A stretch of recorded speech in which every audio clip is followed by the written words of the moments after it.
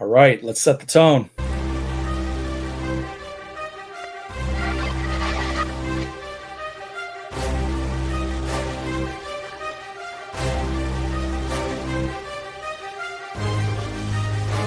Just jam with it, bro.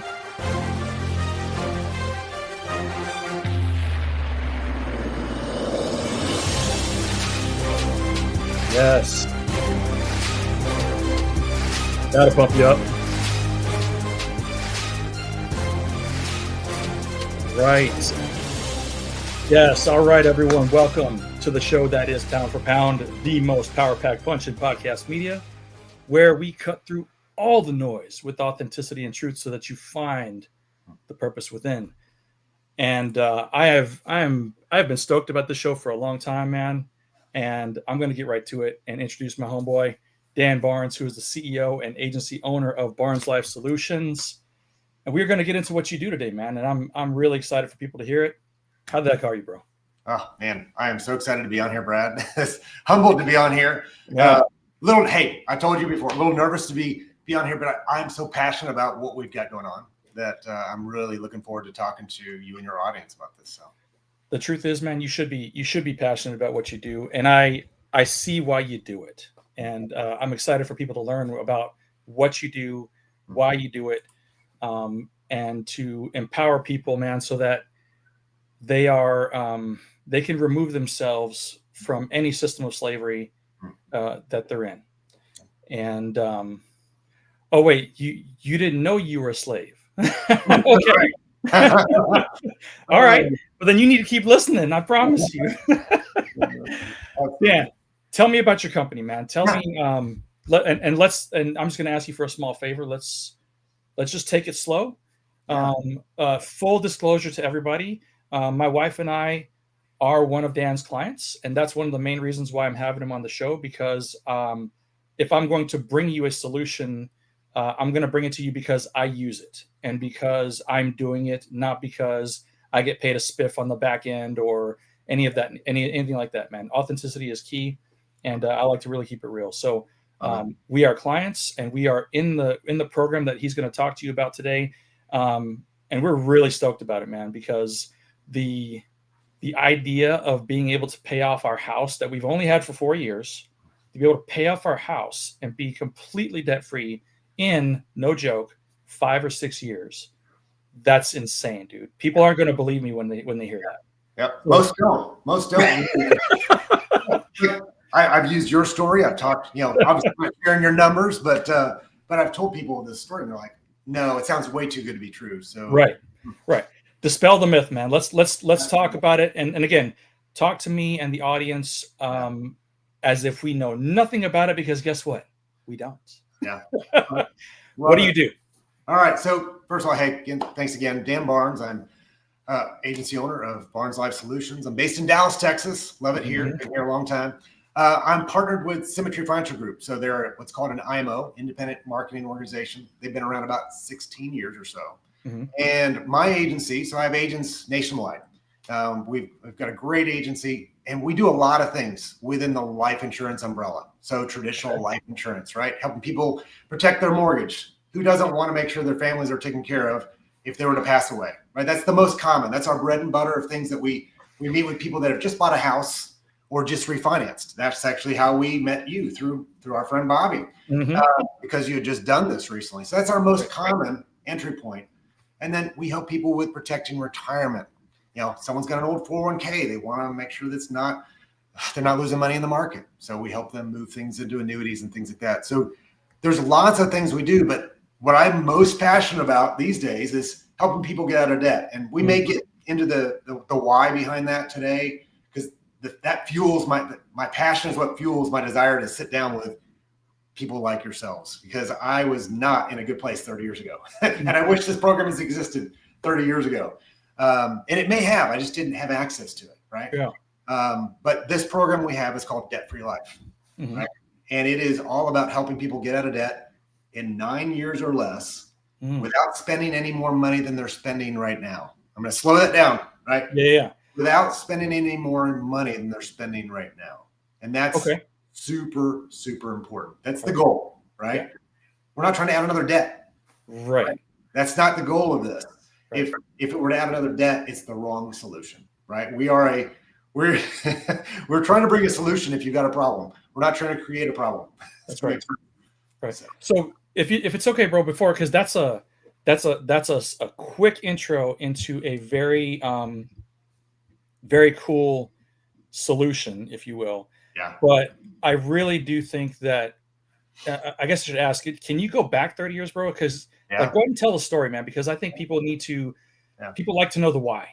Yeah, absolutely. Absolutely. So it's a long story that we're going to make short, but well, we do have some time, but yeah, you know, don't go killing people into, you know. Yeah. So I'm 51 years old. Okay. If you had met me when I was 21, I was still in college. I had just gotten married. I just turned 21. I was going to have a son, just shortly after. And within a year of getting married, I had to file bankruptcy because I made some poor choices. I bought a home that I wasn't ready for. I bought a car that I wasn't ready for. I had great credit because I was a college student that had a credit card. I had all the things lined up. Yeah. But I didn't do what my dad taught me to do and save and ask lots of questions. I just sign here. Send no money now was a phrase back 30 years ago all over. Do you remember Finger Hut? Do you remember all these things online that you could buy so easy? So my wife and I at the time did all the things we shouldn't have done and then didn't ask for advice. We didn't do all the right things. As a result of that, within 2 years of being married, I ended up filing for divorce. I ended up filing for bankruptcy. I lost my house to a foreclosure, which is crazy humbling. I mean, I was barely 23, I think, when all that stuff. Wow. Within 18 months, it was a set of dominoes. Got divorced. My 1-year-old moved to Virginia. And I'm so thankful. I have an amazing, he's 30 years old now, 30 years old. And I get to see him in 2 weeks. He's coming, he's flying down. But we have a phenomenal relationship. But 30 years ago, Dan, from a financial perspective, I could barely rub two dimes together because I made very poor financial decisions. And so as a result of the past, it took many years. I've now been married 25 years to my amazing wife, Christine, and we fortunately made a lot of good decisions because God is in the center of our life. And we've made our share of mistakes, but the number of opportunities I've had now to sit down with people in different settings, going through budgeting exercises. Hey, you're about to make this decision. Are you prepared for it? Here's what could happen. Here's the best case. Here's worst case. And then sitting down with people that I remember one of the very first DFL, Debt-Free Life, one of the very first ones I did, they had over 50 debts. And there's no way we're ever getting out of debt. And I can tell you that they're now within 6 years of getting out of debt. Wow. I mean, the unbelievable story. But back to that passion side of things, I am so passionate about preventing people making the same mistakes I made because, yeah, maybe I'm not there to prevent a foreclosure because I wasn't there during their steps. Sure. But if I could get ahead of things and go, hey, what if we just came up with a plan? You've got 30 years of mortgage here. We know we got 30 years, and we know you've got these 25 other debts, very common that people have, student loans and car loans. Everybody has all those things.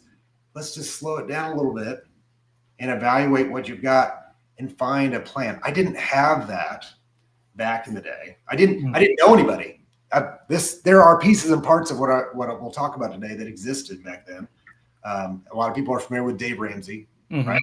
And the debt snowball. He talks about that. Those are concepts that if I just asked for help, and now I get to be an educator. A lot of what I do is spend time just sitting down with people and educating them on what I didn't know back then.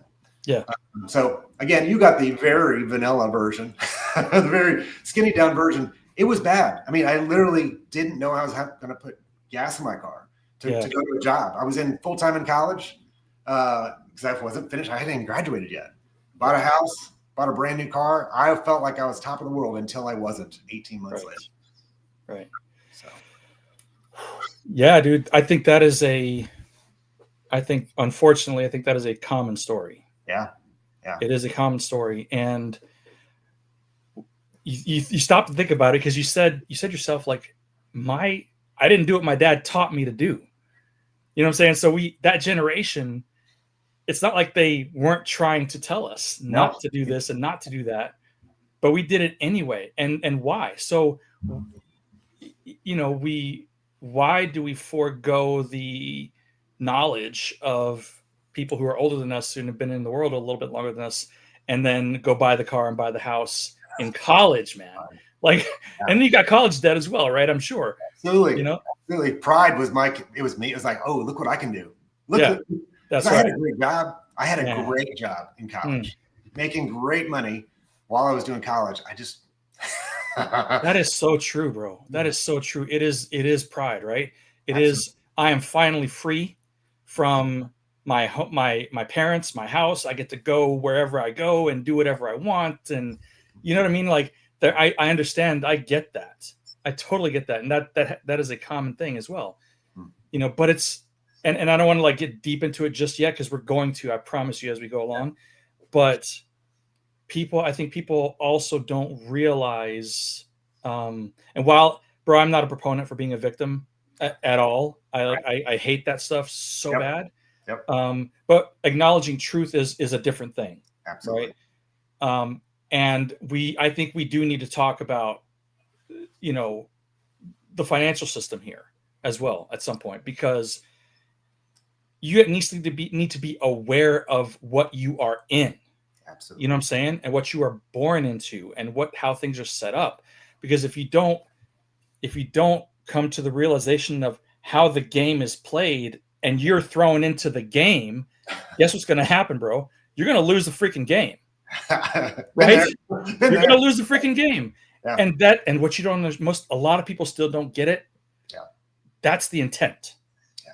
They want you to lose. Yeah. They don't want you to be successful and win. And it's really sad because it's not a finite pie. You know what I'm saying? Like, it's just, unfortunately, those people, they, if you will, are demon possessed, in my opinion.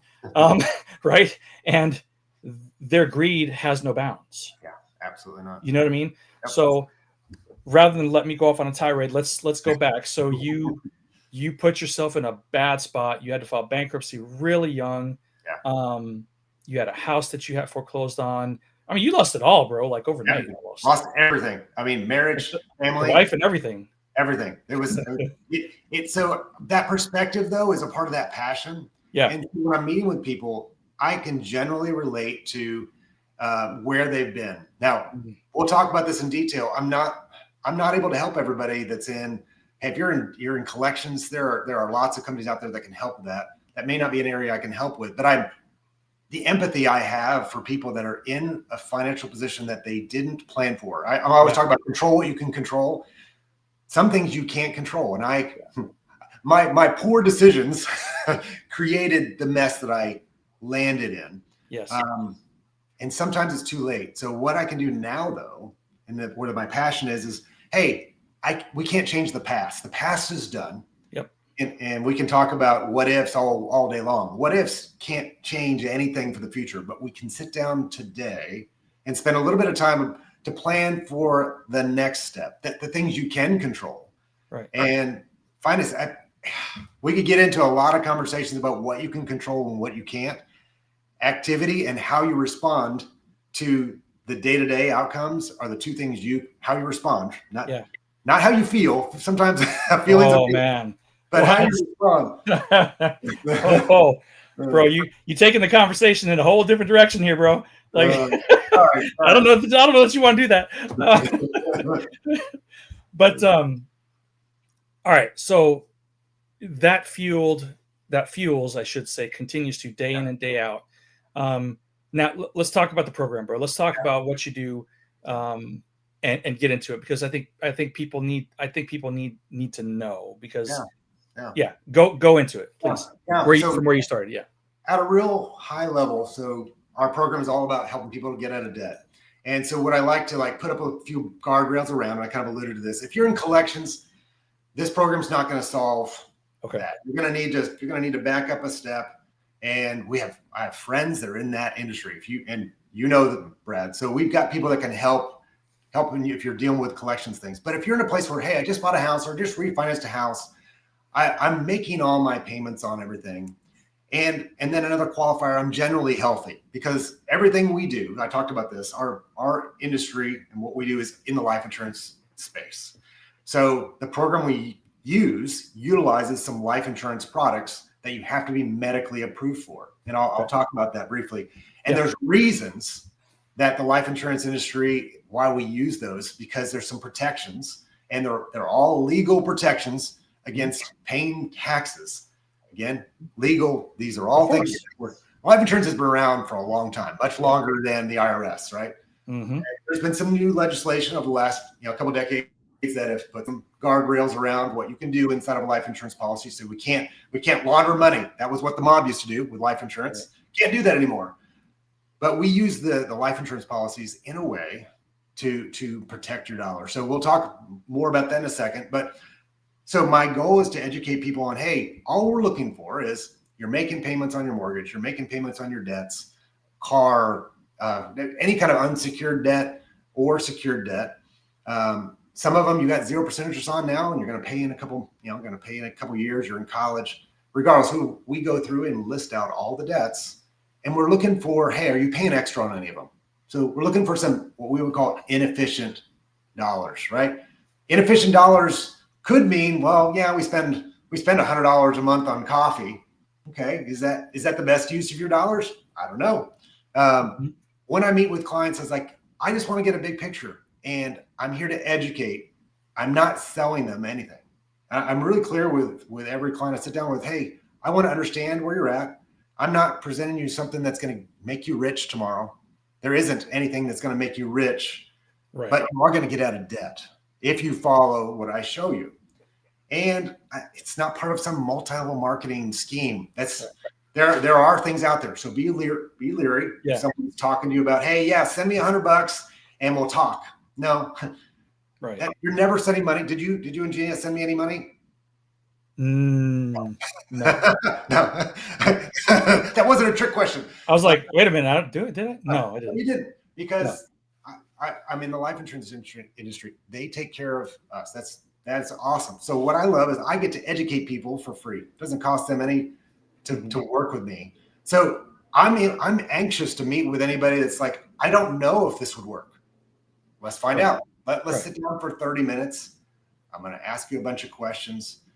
That health thing is an interesting one. I've got to know a little bit about your background. If you're not insurable, then there'll be challenges to working with us, right? Right. So I set up some guardrails about that. I educate you on how the banking world uses your money today and why, and we can talk in detail about that when you're ready, but the bank uses your money. Yes. What if you could use your money instead, just like a bank does? So I introduced them to 3 concepts. One is called infinite banking. So Nelson Nash, if you were to do some Googling or jump on ChatGPT, you can learn. This is a very thick book that Nelson Nash put together about how to bank on yourself, right? It's existed for a while. We talk about the debt snowball. Everybody's heard that one. Usually it's Dave Ramsey, because Dave Ramsey's got a great program, Financial Peace University. I've gotten to teach that a couple times as well. Great system. And then the last concept is around the debt avalanche. So the difference between snowball is you're paying off the smallest debt first and rolling your minimum payment to the next debt. So it just snowballs. It just gets bigger and bigger and bigger. Gotcha. A debt avalanche focuses on paying the highest interest rate first, because, man, we know some of those credit cards are like 29% interest. And if it's a big balance, we're paying a lot of interest. Right. So one of the really big focuses, besides getting out of debt, is what if we could get rid of a lot of interest you're paying? Yeah. And so that's kind of another, we get a little lower in kind of explaining, but it's at a high level. So let me know where you want to double click. Yeah, it's a good time to put the brakes on. So for a second, and okay, so let's talk about okay. So from a very elementary standpoint, which is me, your system is utilizing life insurance as a tool, right? It is. Now you get the benefits of the life insurance as well, right?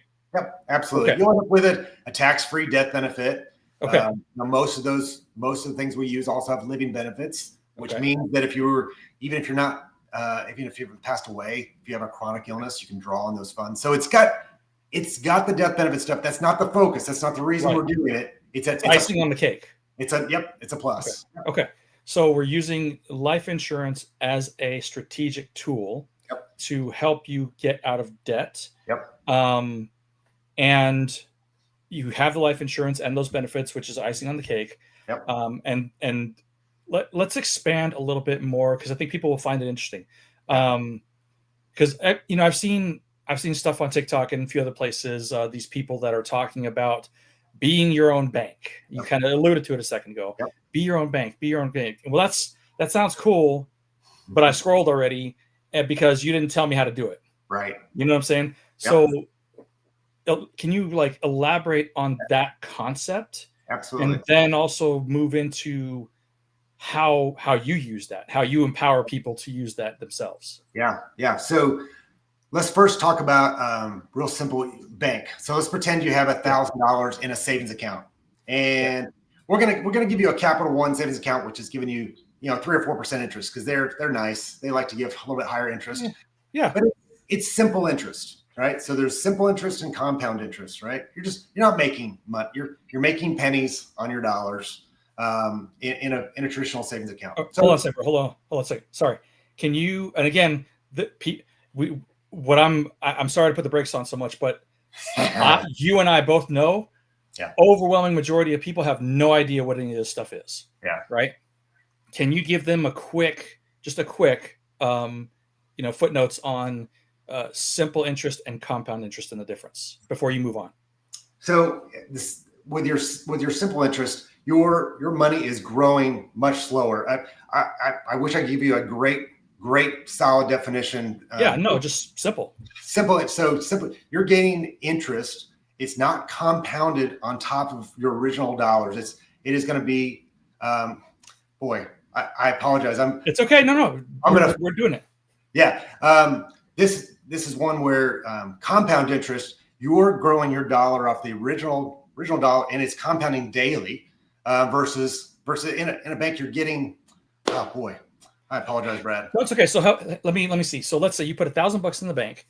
You are going to make a simple interest on that $1,000, right? And that's it. Right. Whenever. Compound is okay. So today it's worth $1,000. Tomorrow it's worth $1,010, and you're going to make interest on $1,010. And then you're going to make interest on $1,020 and $1,050. Is that fairly accurate? Yeah, it's a much better explanation than absolutely. Okay. You're more of an expert than you gave yourself credit for, Brad. Well, sorry. But yeah, when you said it over and over, it's okay. Well, so that made sense to me. It's like you make interest on one amount, but then you actually are making the same higher interest on a higher amount. Because it's higher the next day or the next week or whatever. I got it. Okay. Right. Okay. And keep going. All right. So think of it this way. So you've got a credit card debt of $1,000. We're going to just pretend we're going to take that $1,000 debt you have, and you've got this $1,000 in your savings account. We're going to take that $1,000 and you're going to pay off that credit card, so this credit card has a high interest rate. So we're paying interest all the time. We take our $1,000 from our savings account and pay off that credit card. Awesome. Problem number one solved, right? It's gone. Credit card's gone. Interest, no more interest. But we got rid of our ability to make any money on the original dollars because it's gone, right? So no more interest gained off of our simple interest account, right? Gotcha. That's bad news. It's good news and bad news. We paid off a debt, but now we've lost our ability to make any money on the original dollar. So pivoting to the concept of banking on yourself. Yes. Right? What if that same $1,000 lived in a different place? And in this case, inside of what's called a participating whole life policy. Participating whole life means that you are a part owner in the life insurance company that your policy lives in. Okay. So that means you can gain dividends. Now they're not guaranteed, but dividends, most of these companies have been around over 100 years. They're paying dividends every year, right? Okay. So we take that same $1,000, stick it inside of the policy. And instead of paying off the credit card by withdrawing the money from your policy, right? Just a withdrawal. We do a loan instead. Here's why that's important. We borrow the money, but we're not borrowing it from ourselves. We're borrowing it from the life insurance company that it lives in. Here's why that's important. You're borrowing someone else's money. Using other people's money is a key concept. All the rich people use other people's money. Yes. Well, the reason you're able to do that is because you have collateral. The death benefit on the policy is the collateral for that, right? Oh. The collateral is, so if you borrowed $1,000 from your policy and you died, right? Guess what? The death benefit, maybe it's $100,000. It's going to pay that loan back first, and then it's going to pay their last, $99,000 to the beneficiary. Okay. So everybody's taken care of. But let's back up a step again. So I borrowed $1,000 from the life insurance company. Okay. I paid off the credit card. So victory number one, right? I paid off the credit card. Okay. Victory number two is I never borrowed. I never took my money out of my policy. So I'm now making compound interest on my original dollars. They never came out. Even though I borrowed, I didn't borrow my money. I borrowed Forrester's money instead. So yes, if full transparency, Forrester's is asking for interest on that loan. You're going to pay yourself back because you want to keep borrowing from yourself. But okay, so the whole process you just talked about is all happening within your life insurance policy. Absolutely. That's your little ecosystem, if you will, right? i.e. that's your little bank, if you will, right? So when so that it's making more sense. So now you have that always building up. It's always increasing. Always increasing. Yep. Right. And that's a good time to talk about how does the money get there? Maybe. Yeah, do it. It's like you're paying a premium, right? You're buying life insurance, right? So, and I generally tell people the general rule is you're going to put 65% of the dollar that you put in is going to go to your bank, right? Okay. 35% of it is typically going to go to buy life insurance. It pays the premium for the life insurance. Yep. Okay. It goes up and down based on health. So that's why insurability is super important. I have helped people in their 70s do these. Are they harder to get approved? Yes, because they generally have more health issues. If you're young, in your 20s and 30s, so easy, right? I mean, a lot of these things don't even require blood work to get approved for, right? Can you imagine if we did this when we were 25? If I had done this way back, life insurance would have been cheap, and if I would have had a bank to borrow from. It's so mind-boggling if I just known some of these things. Now, I still had to make better choices, Brad. I made a lot of poor choices. Right. But this is what's just really cool is I get people to really slow down and understand is like, your goal is to use other people's money as often as you can, right? And in this case, it's protected. You don't even have to worry. If you were to borrow all of it, let's pretend you had $100,000 in your bank, you borrowed $100,000 and you died the next day after you borrowed it out to do something with it, your death benefit covers it. So your family's not being left with a debt. Right. So we're not creating a new debt. I've had a lot of people go, well, Dan, it sounds like we're creating a new debt when we do loans. It's like, no, because your debt is backed by the death benefit, right? And your debt is backed by cash value that's inside of there. Yeah. So what we do is we go down that route in a few minutes. Is how we get there is the fun part, because we analyze their financial state, all of their debts, all of their interest rates, what's their minimum payments they're making, what are they paying extra, and we do some what if scenarios to even see if it would work. I ask some medical questions to see, is this even something that makes sense? Sure. Because my goal is to show them visually, because most of them back in the very beginning, we talked about, it sounds too good to be true. And the only challenge I've run into personally is when someone doesn't have enough debts. That's a weird one, right? That's one of the qualifiers. Okay. If you've only got a mortgage, the debt-free life program probably isn't the right fit, but I might still create you a bank. And I might teach you how to pay off your house faster in just a little bit different way than I would teach you. So there's some really cool things, but it's really just understanding better what your goals are too. Right. If retirement's coming up, hey, how quickly do we need to pay off? Most people that just got a mortgage, it's either 15 or a 30-year mortgage. And if retirement's 10 years away, 9 years would be amazing because I'd finish paying everything off before we retire. Guess what that does is it frees up all the money. If you've been paying all these minimum payments, and let's just say that all your bills added up cost you $4,000 or $5,000 a month of your income, and now everything's paid off, you have $4,000 or $5,000 going into retirement that's freed up. Because your income's probably going to drop. If you retire, maybe you've got a pension, maybe you don't. Boy, just knowing that I don't have a mortgage payment every month going into retirement feels really good. So. Man, but see, that's what I'm taking from this is that, at least so far, is that you man, this is like, so you don't have to,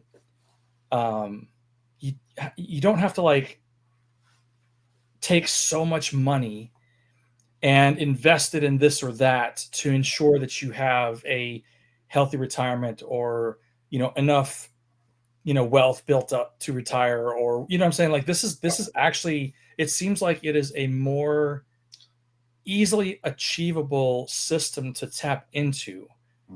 And again, this has been done for a long time. I know that. Like, this is some of the stuff that the wealthy have been doing before it became available or known, I should say, to people like you and me. You know what I mean?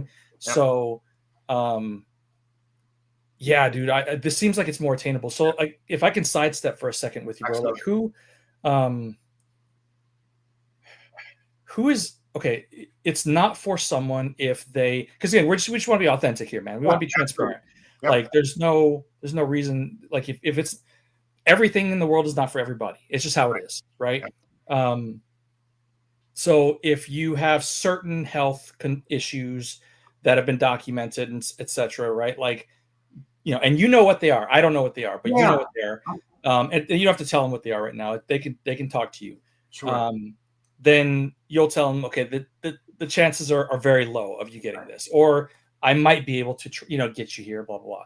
Right. Who else is this? Like, I guess who is it? Who is this not a good idea for right now? Yeah. So if someone came to me and said, "Dan, we're so buried in debt, and I'm getting credit collections letters in the mail, and I'm not paying them. I'm 5 months behind on my mortgage." I'm like, okay, I've got some friends that can probably help you because you're going to need a different kind of plan. One is we've got to get you on a budget, right? So the program I have really is for someone that is making minimum payments on everything they're doing at a minimum, right? Okay. It's better if they're making overpayments on things because again, we're looking for inefficient dollars. But if, like I said, if they're coming to me with, boy, Dan, I don't know how I'm going to make my next payment, this is not for them. And it's not yet. Not yet. Right? Not yet. So you would connect them with other people that would help them get out of that situation and get to baseline, if you will. Absolutely. And then they can come see you. Yep. And that's sort of what your viewers know is like, hey, it's okay. It's not okay. It doesn't feel good if you're in the place you're in. But we have other friends that do things that could really help you get out of that hole you're in. And then we come up with the future plan. Let's get out of debt sooner. You said something a minute ago that I wanted to double click on is this is very attainable because we're not talking about investing thousands of dollars in this. This is looking for maybe it's $250, $300 of inefficient dollar. It could be $1,000. You could say, Dan, we're going to throw everything at it. I just got this inheritance, or I've got this $5,000 I've kind of sat on that I just wasn't sure what to do with it. Or Dan, we've got an extra $150, $200 a month. Now it's a matter of sitting down. Can I get you the right thing without buying too much life insurance? And this is where I want to be authentic. I'm not a salesperson. I don't care if you spend $50 or $1,000 if it solves the problem. Right. So if I'm going to look for what's the least amount of life insurance you can buy that solves the getting out of debt. Right. That's that goal. That was exactly how when I sat down with you and Gina, hey, how can we squeeze this down to buy the least amount? Because I'm not saying you don't need life insurance. Right. You didn't need a lot more than you already had in your case. And so I meet with a lot of clients that, Dan, I don't have any insurance. So can we do this? Can we plan for both? Absolutely. Let's make a different plan. But I want to emphasize this isn't something where you got to invest. I don't like the word invest with life insurance or this. This is planning for how to get out of debt. And you might start with a smaller amount and then, hey, you know what? This is working so well. How do we do it faster? Okay. So from my understanding, you talked about inefficient dollars. Yep. Okay. So this is basically sitting down with someone and saying, okay, where does your money go every month? Yeah. Okay. Yep. So it goes to these 16 credit cards. Yep. And, house, food, car, gas, electricity, blah, blah, blah, blah, right? And where does it all go?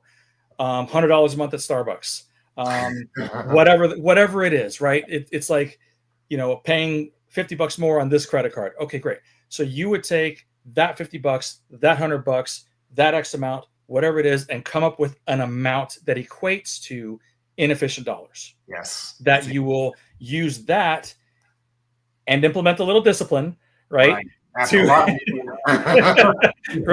To pay for setting up of your bank and your life insurance system. Okay. So now what if somebody, and I'm sure I think I was going to say it, but I want to try to expand the audience of people that are qualified. Okay.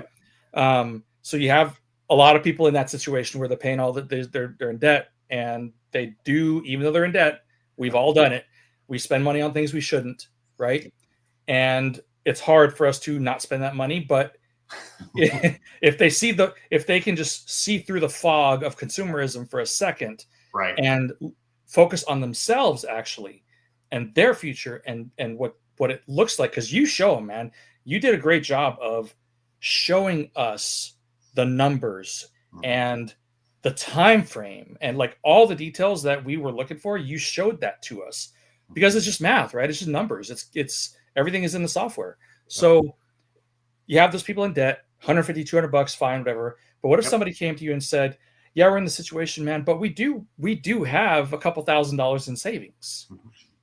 Now, could they, I don't want to give up my coffee. Okay, fine. Let's would you suggest saying, okay, here, take $200 a month from your savings instead, and build your own bank? Yeah, as long as it's a consistent stream, because keep in mind it's a premium to a policy. If you don't pay the policy, then it gets canceled. So whatever it is can it be consistent? Can you fund one just with a lump sum? The answer is yes. You could take a chunk of money. And it can pay for maybe the first year of the policy, what have you. The good news is we're going to come up with a plan, and we're going to show you what debts could you borrow from right away. Because that's a really cool thing is you put money in there, you borrow money out of it right away, and you lump sum pay off the first debt or the second or the third or the fourth, however many you can do, right? Now that money is freed up to pay that loan back. Right. Okay. So let's talk. Okay. Back it up a little bit. So, let's talk about the borrowing from yourself, from your policy, from your bank, if you will, because they're all the same. We're all talking about the same thing, and I want people to get that in their heads. Let's talk about that process, because you said, I remember when we were talking about it. One scenario said, okay, you can start borrowing from it in a couple of months. Another scenario, you said you could borrow from it very quickly, right? Almost right away. Explain the process of borrowing from your bank, if you will, and then paying something off, but then you borrow from your bank, so you have to pay that back, and explain that and how that goes. All right. So let's just pretend that we've got money. We've got about $1,000 of cash built up in our own bank, right? Inside of our policy. We've been going a couple months. Let's just pretend we've been going a couple months. I know I've got 2 or 3 credit cards that equal about $1,000 of debt. I then fill out a form with the life insurance company and say, hey, I want to withdraw that. They're going to let you withdraw 90 to 95% of the cash there. They don't want you to take it all out because just a rule. Just a rule. So you take that out and you pay off those three cards. Okay. So we know that we're going to say that one of them was like $25 a month, one was $50 a month, and maybe another one was another $100 a month. So we got about $175 now of freed up money, not to go spend, right? This was money we were spending already on our minimum on the credit cards, right? Yeah. So now what we do is we then fill out another form, very easy online. Fill out a form to pay the $1,000 loan we just borrowed from ourselves. Okay. So here's some guardrails around this. I mentioned this earlier. The life insurance company is going to charge you most of them. It's in the range of 5 to 6% interest on that. Here's the good thing. The hardest part to think about is like, wait a second, that's just another loan. It's like, but remember, your dollars that are growing are making interest and are going to cover any interest costs that you're paying. It's a wash. Early on, it's a wash. Later on, you're making more money than you're borrowing from yourself in the compound interest side. So that part, it's hard for people to get their brain around. Hey, it's another loan. Right. You pay that back. You decide how fast to pay it back. Or a hardship happens. You're like, you know what? I don't have the money to pay myself back this month or next month or the next 6 months. Here's a huge benefit is you could say, you know what, life insurance company, I'm going to not pay my loan back to myself right now. And they're okay with that because they know if you died, the death benefit covers the loan. Okay. So this is something a bank, if you get a loan from a bank or anybody else, they immediately say, what do you mean you're not paying your loan back? There's a fee on top of that. And then we might send you to collections.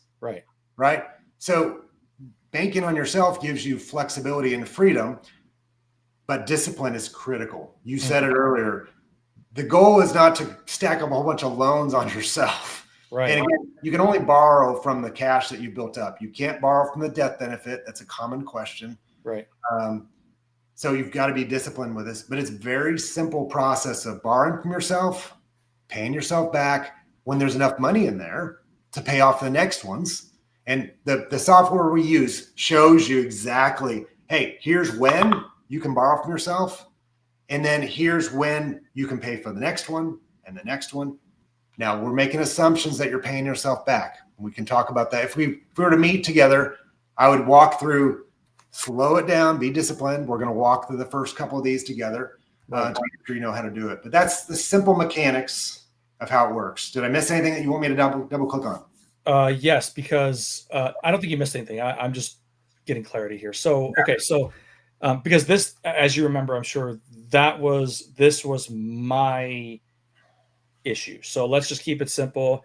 We have the capability in our bank to borrow $1,000. You got $1,000 that you're going to use. You're going to use that $1,000 to pay off $1,000, 2-3 credit cards, whatever it is. Eliminate those monthly payments. Okay, but then are you saying that let's just say for simplicity, those 3 credit cards equate to $200 a month going out for payments? Right. You do not have to do that anymore, right? Because you paid those off. But now are you saying that the $200 you were spending on those credit cards should be used to pay yourself back? Correct.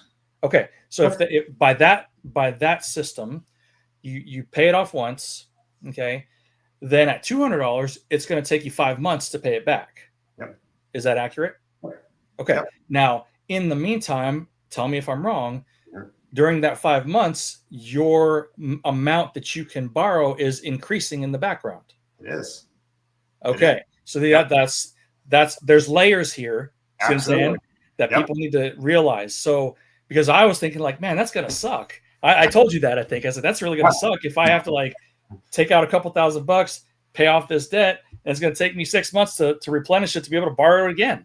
But the cool thing is that it's your bank is increasing in value, and which means the amount you can borrow from yourself again is increasing, but you only have to pay back the $2,000. Right. Is that right? Yeah. Not whatever the increased amount. Whatever you borrowed from yourself. Also, you're also continuing to put money because you started this with a whatever dollars a month premium on your plan. So you're already fueling that. So now you're paying yourself back at $200 a month, like you were suggesting, and maybe you're putting in another $150 or $200 in because of the original plan that we created.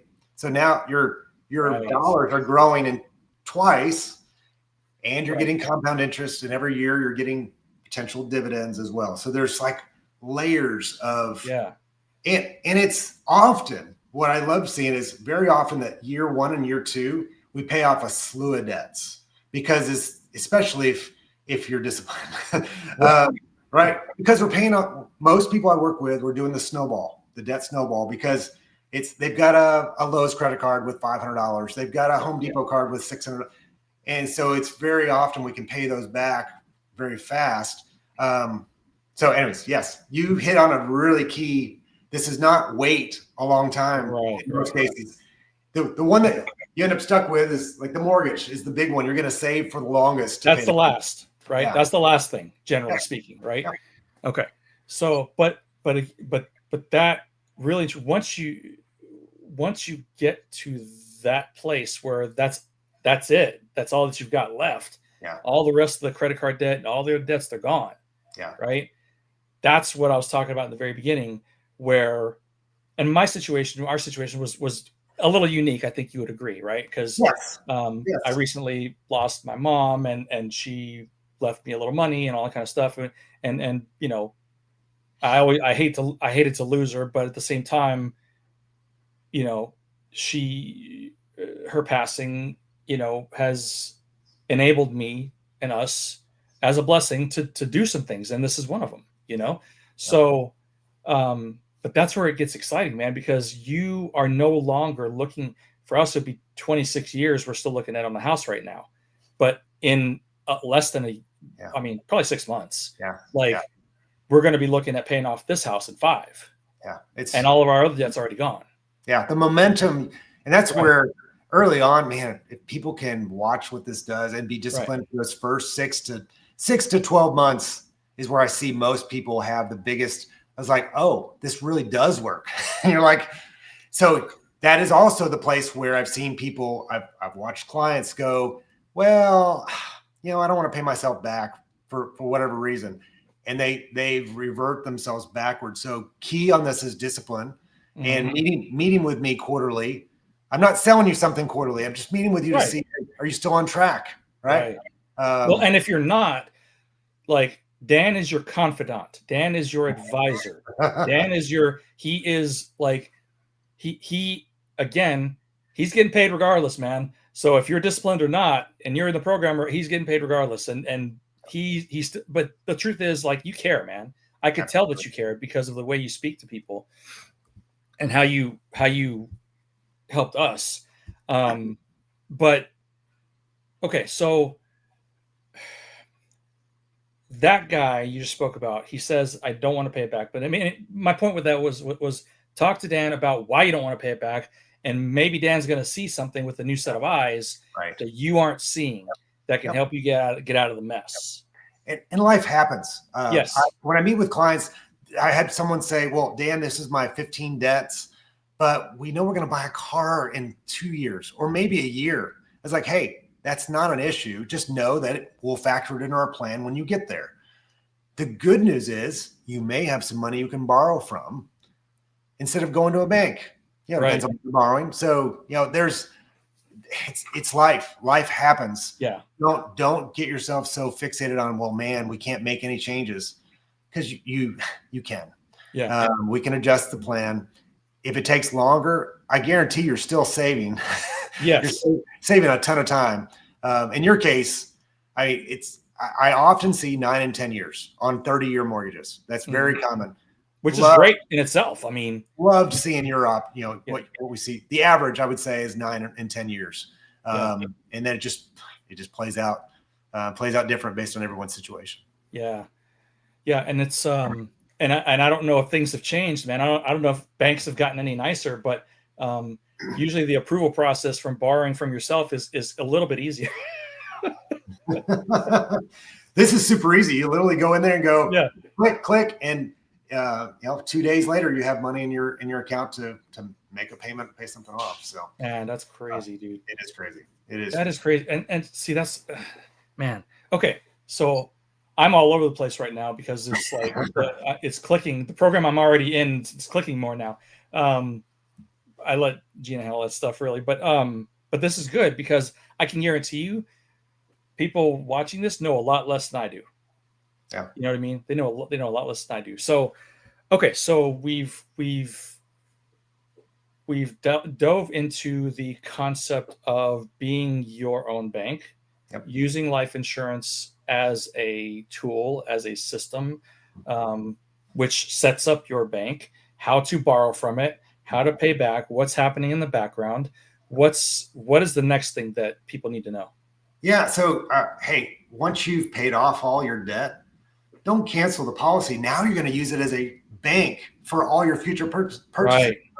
So my wife and I, Christine, so 5 years ago now, 5 years ago is when we set up our DFL. We were pretty close to paying things off. I think we still had 3 years left. We instituted a debt-free life program and paid it off in 6 months. We accelerated everything because we were already doing a lot of the right things. Wish I had found out this a long time ago. Yeah.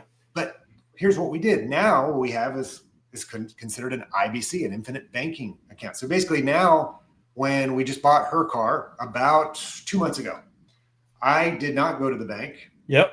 I told the guy at the car dealership, was like, hey, what's going to get me the best deal, cash or your financing? And he said, do our financing and I can get you this for free over here. Right. Okay, cool. So I said, great. Any penalties for paying off early? No. Awesome. So I said, write me up. We'll write it under your financing. I don't care what your interest rate is. And he's like, he was puzzled, didn't understand what I was doing. Yeah. I got the invoice for that. I went to my infinite banking account. I borrowed the money. 2 days later, I sent a check to the financing company. Paid off the car. Get off the car. I get a title 3 weeks later. I think it's 4 weeks later. I have my car. It's paid for in full. And then I chose, hey, what do I want to pay myself back? How fast do I want to pay myself back? Right. You set your own terms. Yes. And so that's the cool part is once hey, thinking forward, whether it's 5 years, 6 years, or 10 years, once you get to that point, now you have the freedom to make choices where you decide right. how much and when, and you're the bank.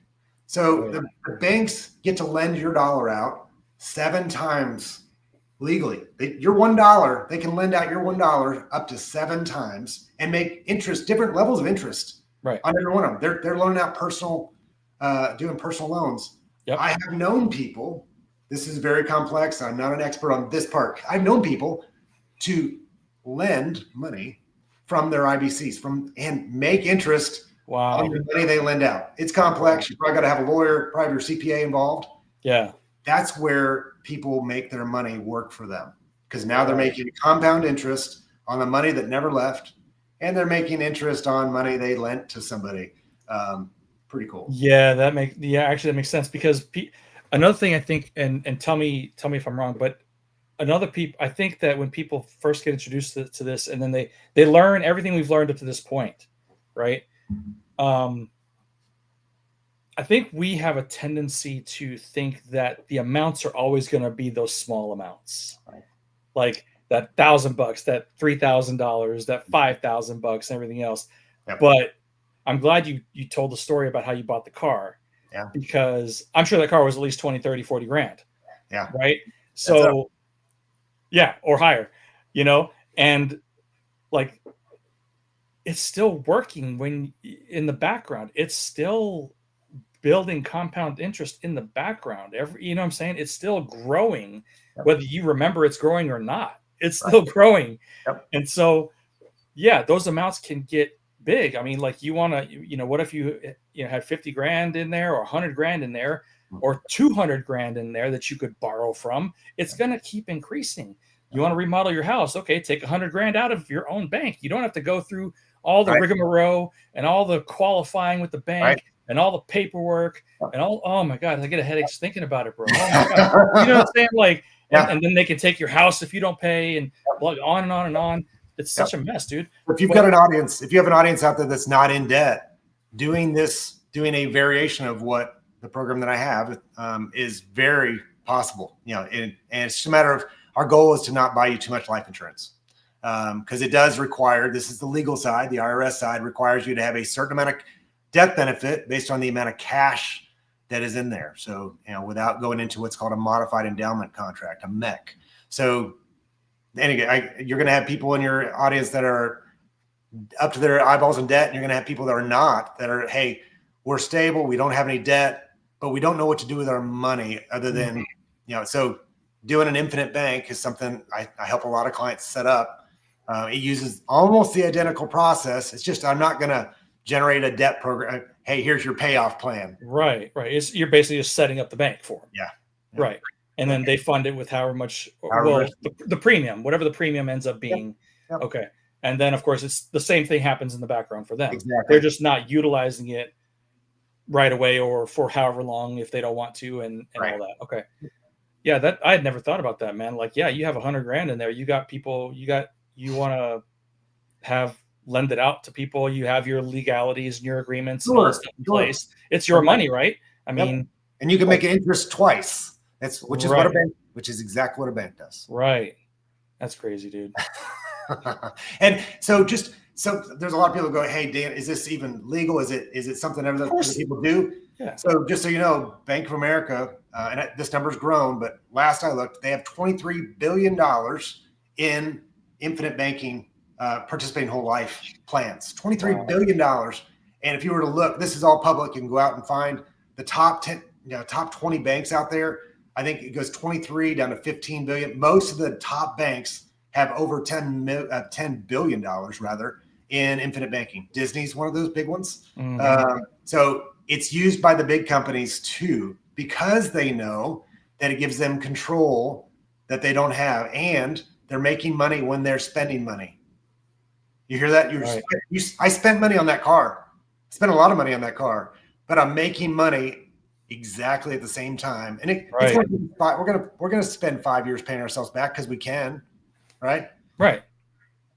Or you could pay yourself back in 2 if you wanted to. Absolutely. Absolutely. Right.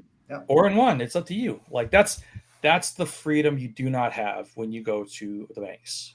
Yeah. Like you have your monthly payment, you have your interest, you have your time to pay it off. If you can pay it off early, great. If not, whatever. I mean, man, like that. So now, like, see what I'm saying? When you finally the light bulb goes off and you understand. That's why I wanted to do this show with you, man, because this is going to help people understand it. Like I would suggest listening or watching this before you go talk to Dan, because by the time you get to Dan, you're going to know some, and you're going to be empowered even further because you have a foundational knowledge of what he does. Yep. And that's why I keep asking about certain scenarios and stuff.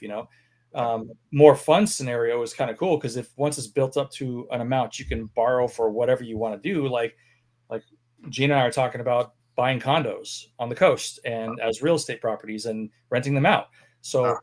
That scenario is almost perfect because if we have 100, 200 or $150,000 in there and we find a condo for $100,000, we can borrow or from ourselves the $100,000, take it out essentially, go pay the condo off, put a renter in it, and they're paying it back for us while the bank and the policy is still building higher amounts in the back end. Is that right?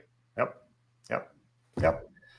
And your only limits, like I said, back to the beginning, the IRS puts limits on how much cash can be in there based on how much life insurance you have. So that's the only limit really that you have is if you have a couple $100,000 in life insurance, you may only be able to have $50,000 or $60,000 of cash in there. So you might have more than one. I'll be honest with you. We've talked about creating another one. Oh, wow. Just for our business, to have all of our business funds flow through it. So those are some cool advanced aspects of the thing. So that's okay. So that's the percentage you talked about earlier in the show, right? Where like it's a 65% kind of bank on a 65%. So that's the traditional math is 65% of your dollar goes to what they call the PUA, the paid up additions. And that's where the cash lives. And then the rest goes to life insurance. That 65-35 is a general school of thought. There are situations where you can push that limit up and have less go to the life insurance. It depends on how healthy the client is. But it's a lot of fun to go through the exercise because based on the client's needs, you can, with yours, we were able to do a little bit better than that 65-35. Yeah. And we prevented you from having a tax implication. Yeah. So, yeah, which is always nice. Yeah, absolutely. I hate taxes, bro. Man. Yeah, absolutely. I just know too much, and that's the problem. There you know, like, but I want to veer a little bit because I want to veer, but then I'm going to have you drive the car back and tie it back in. All right. So what is, and again, what is your opinion of like our financial system here in America? And the reason I'm asking you that question, it's not a loaded question, but it's a very serious question, because in order for somebody like you to get into this work that you do, okay, you have to know a few things. You know what I'm saying? You know the trouble you got into as a kid. Yes, of course, but I'm making the assumption that you know some things about how our system works, which is why you want to try to rescue as many people from it as you can. Absolutely. So what's your opinion about our financial system, man? What do you see? It's what's really sad. I wish I could remember the year. I was just talking to someone the other day, and they actually had the year when credit cards became a thing, right? And they're like, before credit cards became a thing, debt in America didn't exist the same way it does today. Now it's rampant. Debt is rampant. Yes. I mean, again, I wish I had some stats. I'm sure we could pull up ChatGPT and ask it stats. The bad news is nearly everybody I talk to has a lot of debt. My closest friends are up to their eyeballs in debt, and they're looking for solutions. So many people they're overextended, and I think this is the hey, I got to do better than my neighbor next door. They just bought a new car. Oh, I got to buy a new car. Oh my gosh. There's a lot of that aspect of it. People that live well above their means because it's a socially accepted. I've got to look like I have a lot, even though I'm literally leveraged up to my eyeballs, right? Leverage should be the opposite. You should be leveraging, like we're talking about in this program, leveraging your money versus being leveraged, right? And so I think that's the challenge we have is the credit card companies lure you in with these 0% interest cards. And most of the people that I meet with, I'd say over 75% of the people I meet with have at least 3 0% interest cards in their list. And they're like, well, what we do is when we hit the end of that, we move that one to a new one. Jeez. And it's literally a shell game. And they've convinced themselves, because the credit card companies have convinced them that this is the normal. So our normal is, let's just move the shell around. The dollars continue to increase because the interest, it looks like they're saving themselves a lot of money. On paper, 0% interest looks great until they miss that opportunity to move it, or they run out of, for whatever reason, they don't get approved for that next 0% interest card. And now they're stuck with 28.99% interest. And it's retro. Those 0% cards are retro. Yep. And now they're like, oh my gosh, what just happened? Because they're looking for an easy button. So if I were to sum up my view of things, too many people I meet with are looking for an easy button. And that's why I tell people, this is not get rich quick. This is get out of debt for sure, but only if you're disciplined. Right. I don't know. I used a lot of words to say it's so scary. It's so easy to get yourself in debt. And they're attacking the kids. My kids are in college. So I have daughters that are almost 21. They've gotten so many credit card offers. Unbelievable. Yeah. So they're hooking kids early. Oh my God. Of course. Yeah. Oh yeah, absolutely. But yeah. But on a higher view, like, everything you just said,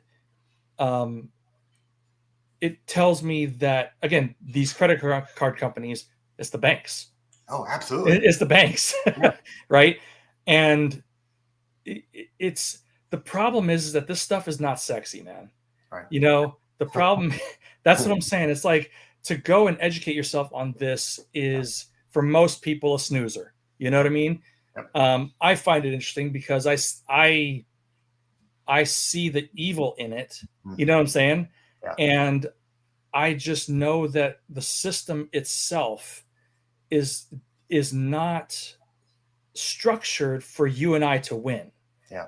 No, it's not. It's structured for them to win. Absolutely. Right. And as you just said, like, just because you think you're doing something to the bank or to anybody else by paying 0% for 12 months and then moving that on the balance onto the next one, when does it end?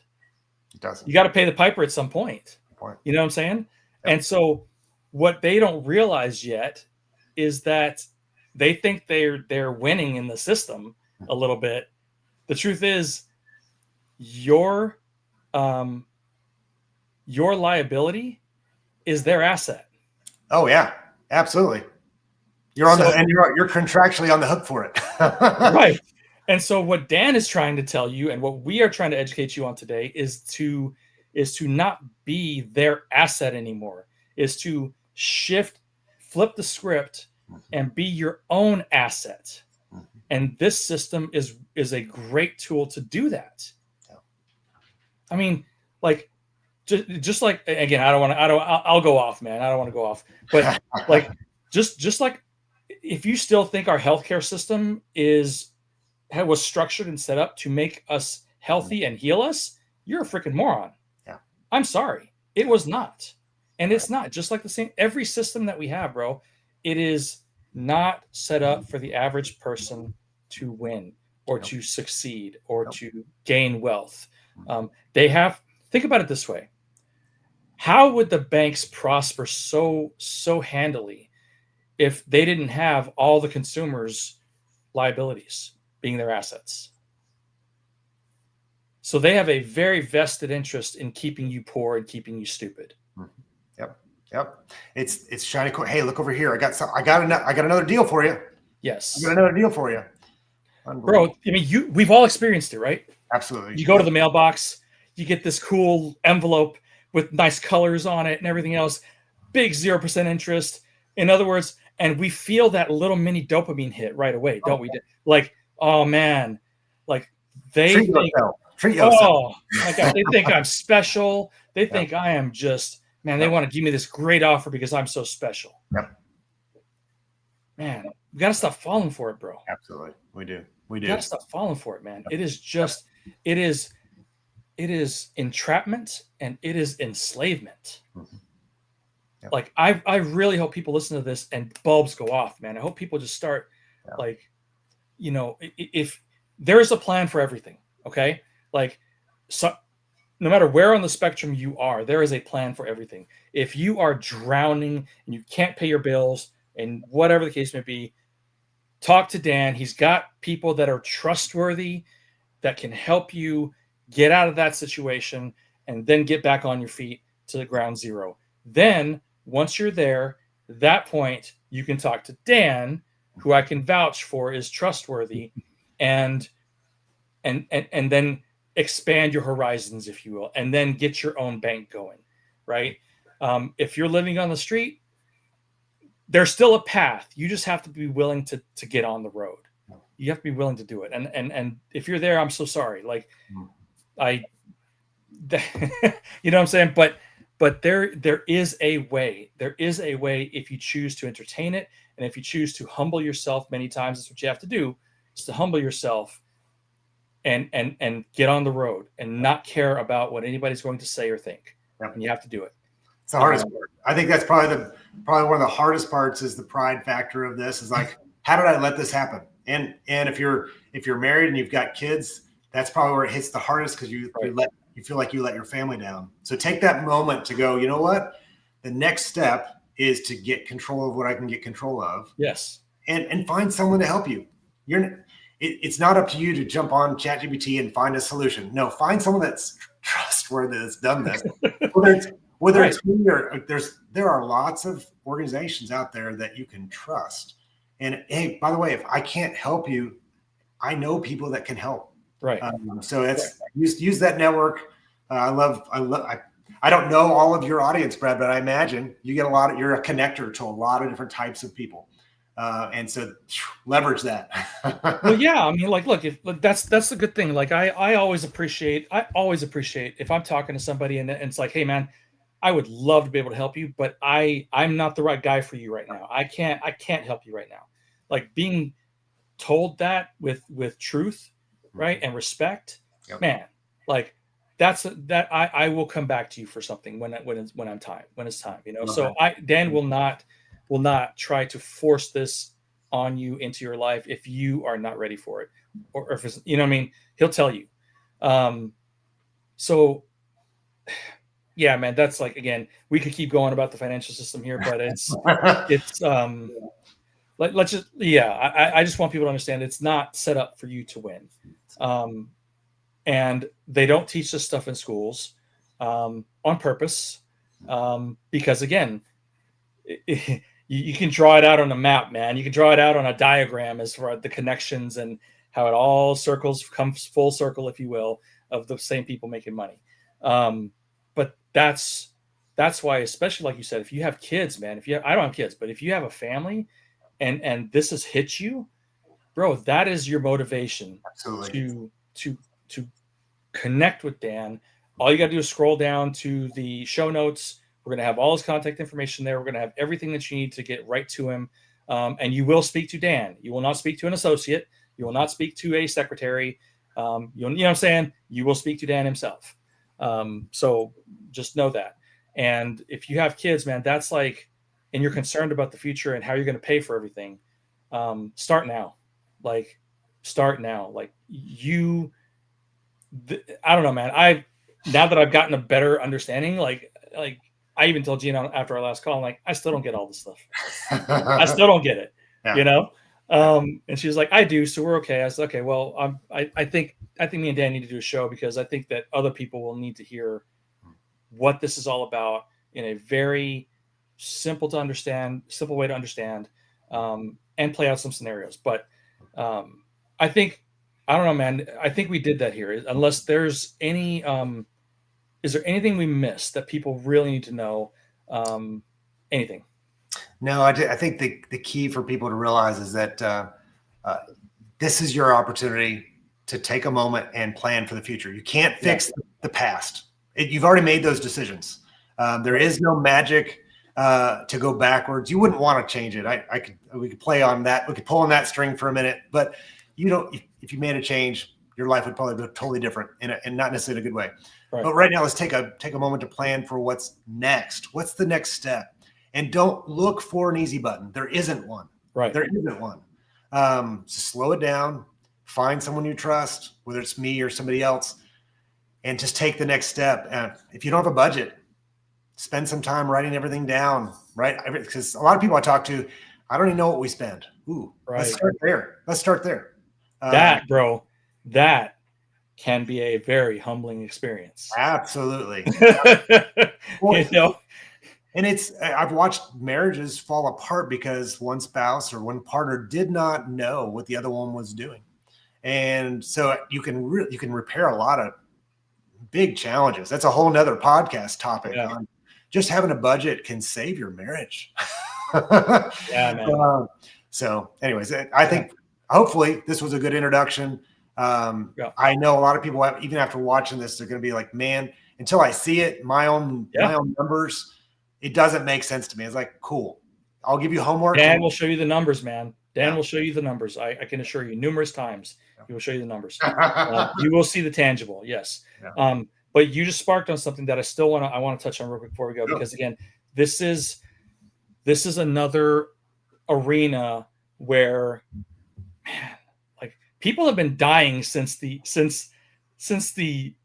God created Adam and Eve, man. Like, you know what I'm saying? People have been dying since then. And so that's why it still shocks me how few people understand, like, estate planning and, like, what happens when someone dies. Like, again, my mother just passed away. My favorite uncle just passed away. Like, and God rest her soul. My mom didn't plan for nothing. Okay.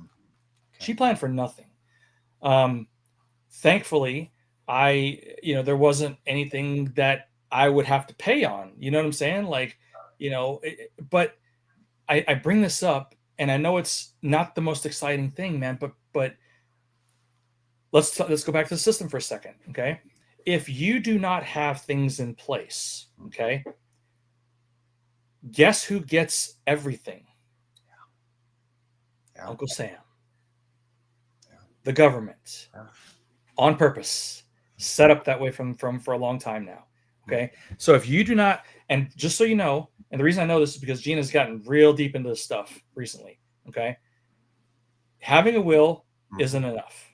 No. Okay. I've had expensive attorneys tell me that. I've had Gina tell me that. Like, having a will is not enough.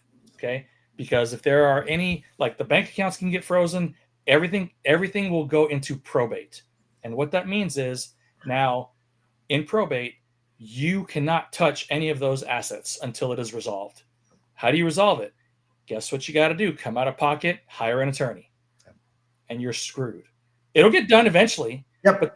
but they are in no rush to get it done for you because, again, like a psychologist, they don't make money if you ain't sick. You know what I'm saying? So, chew on that for a little bit. But that's the truth, right? Like that's another thing that this system can help you with because, and again, you need to correct me if I'm wrong, bro, because I don't know everything. Yep. But let's just say you have a will and that's all you got. Yep. God forbid something's happened. Yep. You've gotten in the program with Dan. You've got a death benefit in there and everything else. Now, will that not solve a lot of the problems with probate and everything else? Absolutely, because in this case, there's a beneficiary. So you've got to, when I set up a policy, it has a beneficiary. It's a named beneficiary. You could have contingent beneficiaries. So if you and your spouse passed away at the same time, your kids could be the contingent. So it solves a massive amount of problems. Right. So you're not leaving a bunch of debt, if you have any or whatever, to your family members to pay off. You're leaving them money to pay it off for you. Yeah. Yeah. And depending on the plan we put together, it could be a little bit or a lot. I mean, most of these policies are not small policies. So right. That's true, man. Like I don't know, with mine, I think in 5 years it's going to be like $300,000-400,000. In 10 years, debt free. So it's like what's that? And you're going to be debt free, so that's free and clear money, right? Which is amazing. So then we get into legacy, right? Then we get into legacy planning at that point, not just avoiding probate, not just paying bills off. That's actually legacy leaving to the people that you love. Yep. Trusts and what have you. Which everybody wants to do. Yep. And again, I'm actually looking for somebody, bro. Actually, you know what, bro? If we'll talk about this offline, but I really want to also empower people and educate people on the power of trust. Yep, I've got a guy. Got a great partner that I work with. Okay, amazing Navy vet, awesome guy. Okay, cool. We'll get along. I'm former Navy as well, so that's awesome. Okay, cool. Because you might have to intro us, man, because I like I said, a will is not enough. You got to have a trust. Yeah. You have to have trust in place, and it's not that hard to do. But again, nobody teaches this stuff in school or the financial system or anywhere else, because it's we the peasants are supposed to fund everybody else all their extravagant lifestyles. Yeah. But that doesn't have to be the case anymore. After listening to the show, you have no excuse. Okay, you have no excuse. No matter where you are, you can either start this program, get your own bank set up, and be on the road to financial prosperity. Or if you're not in a position to do it yet, there is another road to take first. There are different roads to take to get there. So you have, people just don't know, bro. That's the you know what I'm saying? Yep, at some point you didn't know. I didn't know. Like none of us knew because we were in the same public school system. We're in the same system. You know what I mean? Like, it's just and I'm not trying to whine and cry about it. I'm trying, like, I know now, and I'm trying to empower others to know and take control, man. Absolutely. You have to. Yep. You have to, bro. What else did we miss, bro, before we bounce out of here? No, I think we covered a lot. Yeah, I know we covered a lot. Yep. The good news is, if this something makes sense, we'll have a 15-20 minute first call if it's something and to even find out if it makes sense. Yeah. So happy to dig in deeper if there's anybody that's got questions. Love to have some follow-up discussions with you as well. So yeah. Absolutely. Yeah, hit him up, guys. I at least find out where you are, if you can do this yet or not. Dan will tell you. He'll be straight up with you. Absolutely. Bro, I'm really glad that we not only did this, but I'm really glad that Bobby introduced us, man. Yeah. Um, Yeah. I can see this being a great relationship, bro, and I appreciate you coming on. You bet. And bro, I don't know what to say. So thank you, bro. Thank you for educating people. Hey, And yeah, it was dope, bro. thank I you for think giving me the opportunity. This was fun. This was fun. nah, it's awesome. I told you nerves would go away. It's all good. That's awesome. All right, brother. Thanks again, man. Talk to you soon. Absolutely. All right, take care. All right, brother.